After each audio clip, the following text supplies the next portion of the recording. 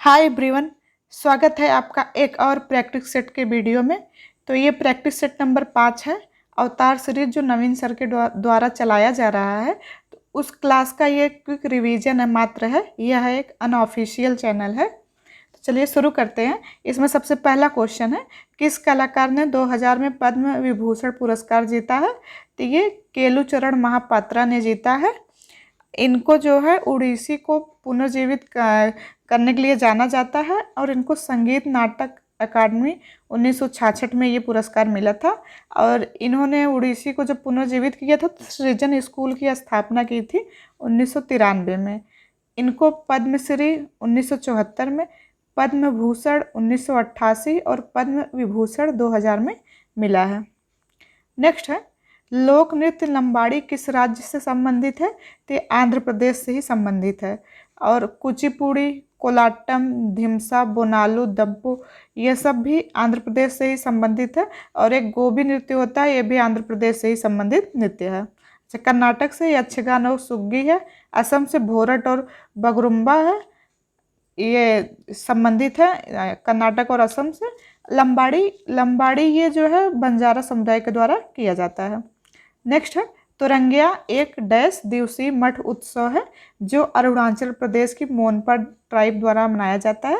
तो यह 3 दिवसीय है मठ उत्सव। और मोनापा जनजाति ये अरुणाचल प्रदेश में पाया जाता है, क्योंकि ये बहुत पूछा जाता है कहाँ पाया जाता है। और यह एक बौद्ध मठ तवांग है जो कि भारत का सबसे बड़ा मठ है। अरुणाचल प्रदेश के फेस्टिवल्स देखते हैं हम लोग, तो सांगकेन, मोपिन जिसको मोनपा के नाम से भी जानते हैं, बुरीबूट, न्योकुम, चालुलोकू, ड्री उत्सव और सेलूक, ये सब अरुणाचल प्रदेश के फेस्टिवल्स हैं। नेक्स्ट है, टेनिस रैकेट की अधिकतम लंबाई कितनी होती है? तो 29 इंच होती है। चौड़ाई 12.5 इंच होती है। और बॉल का जो वजन होता है 56 से 59 ग्राम तक होता है। टेनिस कोर्ट की जो लंबाई है वो 23.77 मीटर। इसकी चौड़ाई सिंगल में 8.23 मीटर, मतलब 27 फीट लगभग होती है। 27 फीट होती है, मीटर में है वो सब फीट में दिया है। और जाल की ऊंचाई कितनी होती है? तो 1.07 मीटर होती है। नेक्स्ट है, किस राज्य की जनसंख्या घनत्व सबसे कम है? तो अरुणाचल प्रदेश की है सबसे कम। कितनी है? 17। अच्छा, ये जनसंख्या घनत्व क्या होता है? तो प्रति वर्ग किलोमीटर में कितने व्यक्ति हैं, यही होता है। पहले स्थान पर अरुणाचल प्रदेश है सबसे कम में, दूसरे पे मिजोरम में। वहाँ यहाँ पे कितनी है? तो 52 है। अच्छा, सबसे ज़्यादा घनत्व वाला बिहार है और दूसरे नंबर पे बंगाल है। और यूटी में सबसे ज़्यादा दिल्ली है। इसके बाद सबसे कम अंडमान निकोबार का है। नेक्स्ट है, कबड्डी खेल के मैदान के किनारों पर चिन्हित लॉबी की चौड़ाई कितनी होती है? तो 1 मीटर होती है। अच्छा, कबड्डी के मैदान की लंबाई और चौड़ाई कितनी है? तो पुरुष के लिए 13 लंबाई है, 10 मीटर चौड़ाई। महिला के लिए 12 मीटर लंबाई, 8 मीटर चौड़ाई होती है। और इसमें रेड टाइम कितना होता है? 30 सेकंड का होता है। अच्छा, इसमें खिलाड़ी कितने होते हैं? तो 7 होते हैं। इसमें कुछ शब्दावलियाँ प्रयोग की जाती हैं इस खेल में। तो लोना, टू टच, बोनस और सुपर टैकल ये बहुत यूज किया जाता है और ये बहुत पूछा भी जाता है super tackle. Pre kabaddi league कब शुरू हुआ था? 2014 में शुरू हुआ है। और उसमें सुपर टैकल बहुत नाम सुने होंगे आप लोग, अगर जो देखता होगा। नेक्स्ट है, पाकिस्तान और द पार्टीशन ऑफ इंडिया, ये किसकी है? तो ये डॉक्टर भीमराव रामजी अंबेडकर की है। अच्छा, इनकी और भी पुस्तकें हैं, कौन कौन से? Annihilation of caste, who were the Shudras, the Buddha and his Dhamma, waiting for a visa, ये भी बहुत पूछी जाती है, वेटिंग फॉर अ वीजा, और द अनटचेबल्स, ये सब इनकी पुस्तकें हैं। नेक्स्ट है, सबसे पुराना वेद कौन सा है? तो ऋग्वेद है। इसमें 10 मंडल हैं और 1028 सूक्त दिए हैं। सामवेद ये इसमें संगीत के बारे में दिया गया है। और अथर्ववेद ये सबसे बाद का, मतलब ये इसको कहा जा सकता है सब नया है ये। अच्छा, वेद कितने हैं? तो 4 हैं। ऋग्वेद, यजुर्वेद, अथर्ववेद और सामवेद हैं। नेक्स्ट है, मोहम्मद बिन कासिम के आक्रमण के समय कौन सा स्थान बौद्ध भिक्षुओं और श्रमणों के हाथ में था? तो वो नीरून था, बौद्ध स्थल ये था। और मोहम्मद बिन कासिम ये पहला अरब आक्रमणकारी था जो कि 1712 ईस्वी में आया था। उस समय पे यहाँ पे शासक कौन था? तो हिंद शासक दाहिर था। नेक्स्ट है, अच्छा विदेशी आक्रमण देख लेते हैं हम लोग। तो ईरानी आए, फिर यूरोपी, हिंद यूनानी, फिर शक, पहला, फिर कुषाण, फिर अरब, फिर तुर्क आए।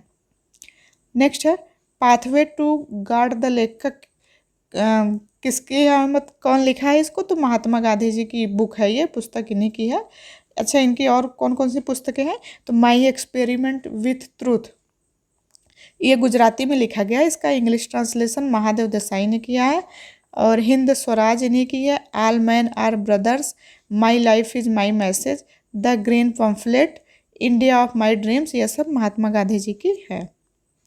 जे.एल. नेहरू की डिस्कवरी ऑफ इंडिया है, और रीडिस्कवरी ऑफ इंडिया ये मेघनाथ देसाई की है। अच्छा, भारत की नागरिकता समाप्त करने के तरीके कौन कौन से हैं, तो 3 तरीके हैं, स्वैच्छिक त्याग दे कोई, और बर्खास्तगी द्वारा, और नागरिकता से वंचित किया जाए, तो इस तरीके से भारत की नागरिकता समाप्त हो सकती है।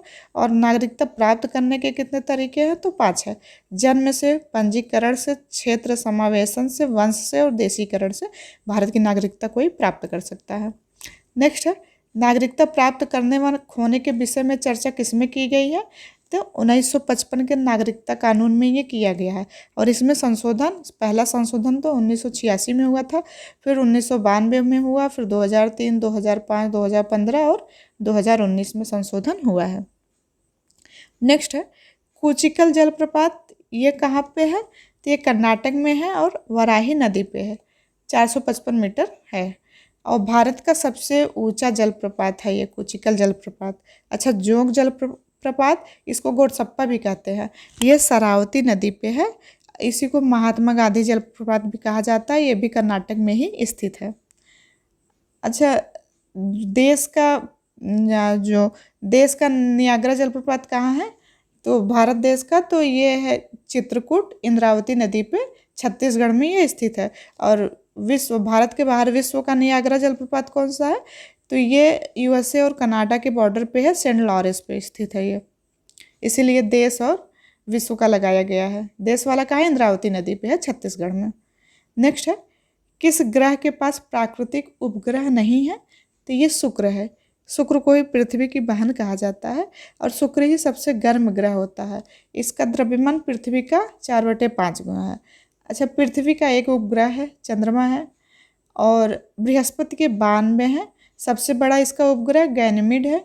और सबसे अधिक उपग्रह किसके पास है, तो शनि के पास है, 145 है, अभी 62 नए इसमें जुड़े हैं हाल ही में। अच्छा, मंगल के 2 हैं, एक तो लाल ग्रह, एक फोबोस डिमोस है मंगल के। नेक्स्ट है राष्ट्रीय जनसंख्या नीति, नेशनल पॉपुलेशन पॉलिसी किस वर्ष बनी है, तो ये 2000 में बनी है, और ये सेकेंड जनसंख्या नीति है। पहली कब बनी थी, पहली 1976 में बनी थी। इसके अध्यक्ष जब ये दूसरी बार बनी कौन थे, MS स्वामीनाथन थे। अच्छा, जनसंख्या दिवस कब मनाया जाता है, तो 11 जुलाई को मनाया जाता है, और 1952 में भारत जनसंख्या पर कार्यक्रम शुरू करने वाला पहला देश बना था।